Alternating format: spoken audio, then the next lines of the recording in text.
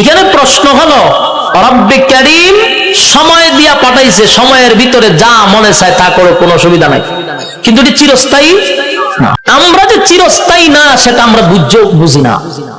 বলুন তো, আমাদের চলা ফেরা উঠা বসা দেখা বোঝা যায় আমরা যাবো কোনো দিকে? আমরা ওই পৃথিবীতে যাইতে রাজি না, কেউ যেতে রাজি, কিন্তু আমরা যাইতেছি। বলুন, আমরা যাইতেছি কিভাবে যাইতেছি? আমি আপনাদের এই গ্রামের একজনকে আমার গাড়ির মধ্যে মনে করেন জোর করে তুলছি, তোলার পরে ড্রাইভাররা কইলাম হেরে লইয়া আমার গাড়ির ভার্সল, গাড়ির ড্রাইভারও ছেড়ে দিছে। মানে আপনারা এলাকার লোক গাড়ির গ্লাস খুললে চিল্লাইতে আমি যাবো না যাবো না যাবো না। বলুন তো দেখি, হে কি কয়?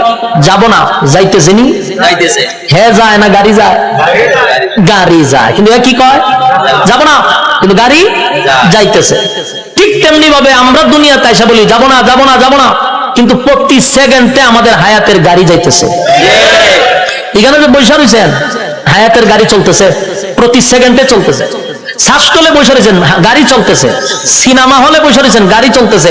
কাবার সামনে বসে রয়েছেন, গাড়ি চলতেছে।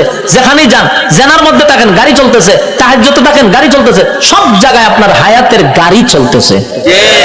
না, আপনি বলেন যাবেন না, আপনি যাবেন না মুখ দিয়া বলেন, কিন্তু আপনার গাড়ি তো চলতেছে। বিষয়টা আমাদের খুব ভালো করে বোঝা